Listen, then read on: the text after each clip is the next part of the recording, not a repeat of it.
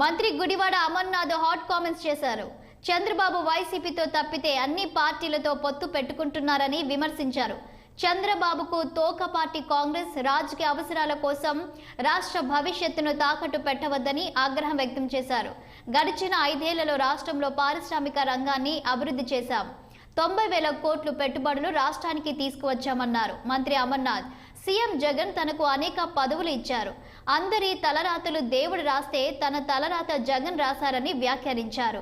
Party మళ్లీ అధికారంలోకి రావాలి, జగన్ సీఎం కావాలన్నారు. అవసరమైతే ఎటువంటి త్యాగానికైనా తాను సిద్ధమన్నారు.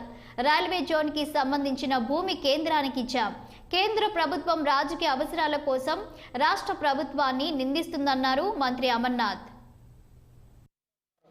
జగన్మోహన్ రెడ్డి గారి కన్నా ఎక్కువ ఇచ్చేస్తాం, జగన్మోహన్ రెడ్డి గారికి మించి ఇచ్చేస్తాం, జగన్మోహన్ రెడ్డి గారు ఇస్తున్నటువంటి పథకాల కన్నా ఇంకా ఎక్కువ ఇచ్చేస్తాం అని చెప్పుకుంటూ ఈ రాష్ట్రంలో ఎక్కడ సంక్షేమం అనేటువంటిది లేదు అనేటువంటి మాట చెప్పేటువంటి సాహసం చేయలేక, దానికి స్పందించలేక పరిశ్రమల మీద లేదా రాష్ట్ర అభివృద్ధి మీద నిన్న మనం చూసినట్టు ఐటీ శాఖకు సంబంధించినటువంటి అంశాల మీద చాలా పెద్ద ఎత్తున కథనాలు రాస్తూ ఉన్నారు.